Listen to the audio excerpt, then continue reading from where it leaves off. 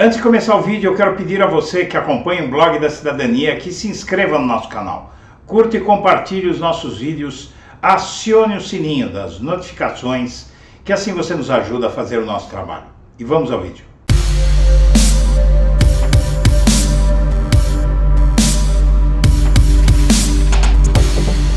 Bom dia, senhoras e senhores. Hoje é 14 de agosto de 2023.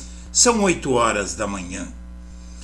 E a farsa da CPI do MST foi desmascarada e enfraquecida. Ela deve chegar ao fim nos próximos dias. A CPI do MST ela foi usada pela oposição como uma estratégia para enfraquecer o governo Lula, o que agora acaba em frustração. Também pilotada por esses dois, o tal tenente-coronel Zucco e o Ricardo Motosserra Boiada Salles, pilotada por essas duas figuras lamentáveis, não podia dar em outra coisa.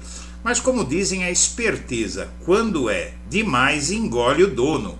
E é por isso que a CPI do MST, que visava ser um grande escândalo contra o governo Lula, planejava um monte de coisas, dizendo que a terra ia tremer, não aconteceu nada e a CPI está acabando. A Comissão Parlamentar de Inquérito sobre o movimento do Sem Terra teve início em maio deste ano na Câmara dos Deputados. E tomado por parlamentares da oposição, o colegiado foi usado como estratégia para enfraquecer o governo. Mas o objetivo acabou em frustração na última semana. Após uma série de ataques a ministros do presidente Lula e a tentativa de associar o governo a crimes atribuídos ao MST, líderes partidários negociaram uma série de trocas na composição da CPI, que estava começando a macular a imagem, inclusive, do próprio Congresso. O acordo permitiu que 7 deputados extremistas de direita fossem substituídos por novos nomes, e as mudanças envolveram partidos como Republicanos, União Brasil e PP, siglas que buscam espaço no governo. Além disso, em ato da mesa diretora, o presidente da Câmara, Arthur Lira, atendeu a um recurso apresentado pelo deputado do PT de São Paulo, Nilton Tato, e cancelou o depoimento do ministro da Casa Civil do Lula, que seria um constrangimento desnecessário. A justificativa é que a ida de Costa, prevista para a última quarta-feira, não teria ligação com o tema da CPI, e não tem mesmo, né? O cancelamento causou a reação por parte do presidente da CPI, tenente-coronel Zucco. Veja só, né? Tenente-coronel Zucco, chega a ser histriônico, chega a ser bizarro.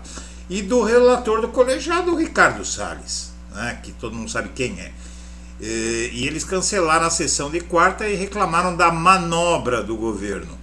A decisão em acolher olha o que disse o Salles: a decisão em acolher o recurso do PT contra a convocação, que foi aprovada por maioria lá na CPI, é uma decisão eminentemente política decorrente da pressão do governo para a ocupação de ministérios, que também justificou, por outro lado, blá blá blá blá blá blá. Veja só, ele acusa o governo de decisão eminentemente política, como se ele estivesse tomando decisões sacrossantas na posição de relator da CPI. E o presidente da CPI, que é o tal do Zucco, afirmou que após as mudanças na composição não haverá necessidade de prorrogar a duração do colegiado, porque não vai chegar a lugar nenhum, né? Não vai chegar a lugar algum e, na verdade, está começando a comprometer até a imagem desses que estão lá tentando inventar moda. E o Zucco, por sua vez, diz: alguns parlamentares que foram trocados disseram que as trocas eram em função de Rui Costa e que acreditam que vão retornar à CPI.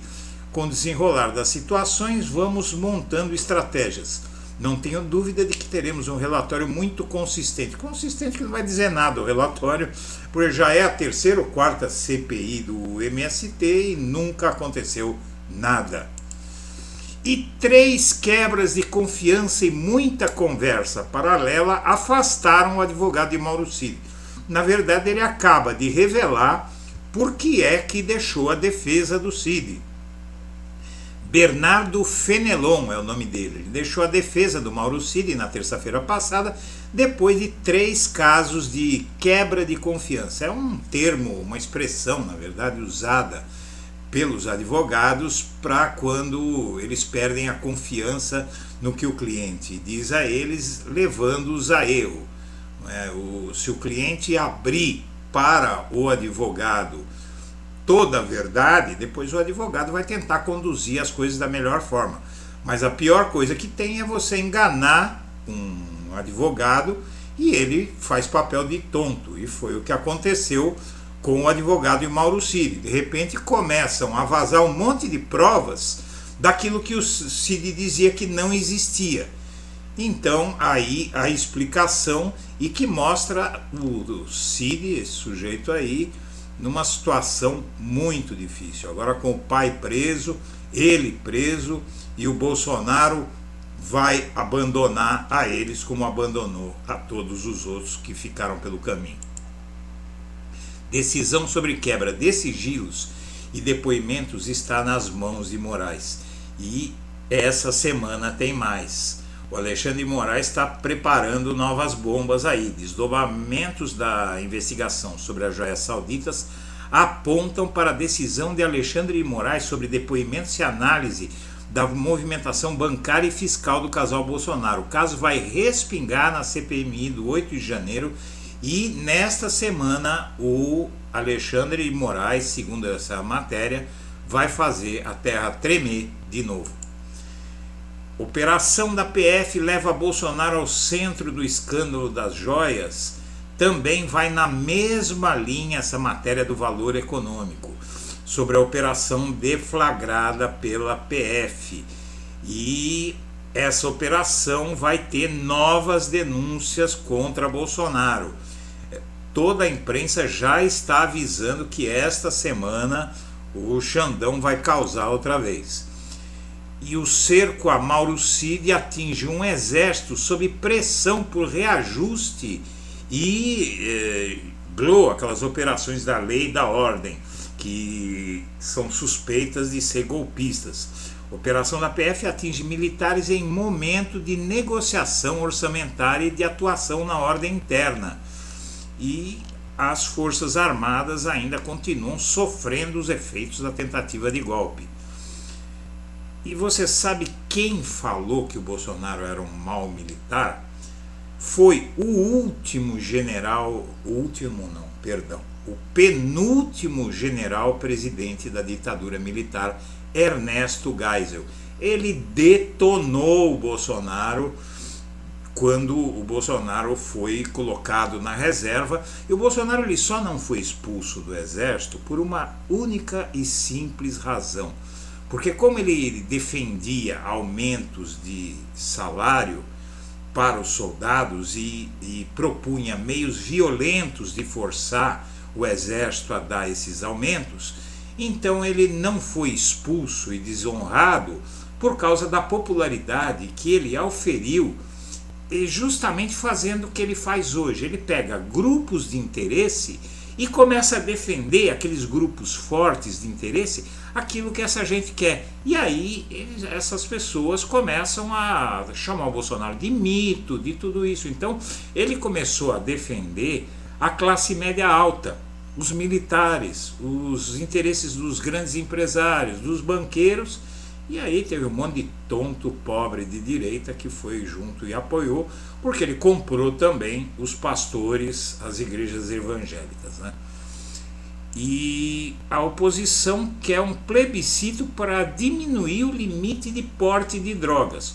O que significa isso? Então, que se encontrar, eles querem diminuir ainda mais. Então, se encontrar, o policial encontrar um cigarro de maconha com um garoto de 16, 17 anos, 18 anos, ou sei lá, mesmo que tenha 20, vai levar para a cadeia, vai colocar no meio de traficante, de assassino, de estuprador, porque estava com um cigarrinho de maconha, não é? Então, maconha que já está sendo liberada no mundo inteiro. Os Estados Unidos está liberando, aqui nós temos o Uruguai aqui do lado que já liberou, Canadá é liberado, né? Várias partes da Europa é liberado, e aqui no terceiro mundo continua essa guerra inútil que só cria mercado para o tráfico de drogas. E o governo Lula aposta na delação premiada, e especialistas explicam a diferença entre o uso da delação premiada, que está sendo feita agora pela Polícia Federal, pela Justiça, e o que era feito, Ministério Público, inclusive o que era feito no tempo do Sérgio Moro. Por quê? A lei das organizações criminosas, minha amiga, meu amigo, foi sancionada pela Dilma em 2013, durante aquelas manifestações malucas que tiraram a extrema-direita do armário. A Dilma, para tentar acalmar aquelas manifestações, foi lá e aprovou a lei das organizações criminosas, que previa a delação premiada. E essa lei previa a delação premiada conquanto o delator apresentasse provas sólidas. Tinha que ser provas sólidas, não bastava dizer. E na Lava Jato não. Na Lava Jato o cara... Por exemplo, o Léo Pinheiro, que denunciou o Lula no caso de triplex após ser condenado a 30 anos de prisão, porque o sujeito que disse que o Lula recebeu o triplex como propina, ele negava. Aí o Moro foi lá e conseguiu condená-lo a não sei quanto tempo de prisão. Aí o sujeito abriu o bico para escapar da prisão, abriu o bico. Ele foi lá e falou o que queriam que ele falasse. Não é? Mas prova mesmo, não apresentou nenhuma. Até hoje, se você for procurar, você acha facilmente na internet, meu amigo, minha amiga, você acha facilmente na internet a decisão do Moro contra Lula no caso do triplex. Veja lá se você consegue encontrar alguma prova contra o Lula apresentada pelo delator. Nada. Foi só a palavra dele que foi aceita pelo Moro, e por isso o processo todo foi anulado. Só por isso. E declarações de Zema por União contra estados pobres provocaram uma onda de xenofobia e de racismo contra nordestinos. A fala do Zema reverberou negativamente na sociedade e provocou uma onda de repúdio, inclusive da direita e da esquerda, contra esse imbecil.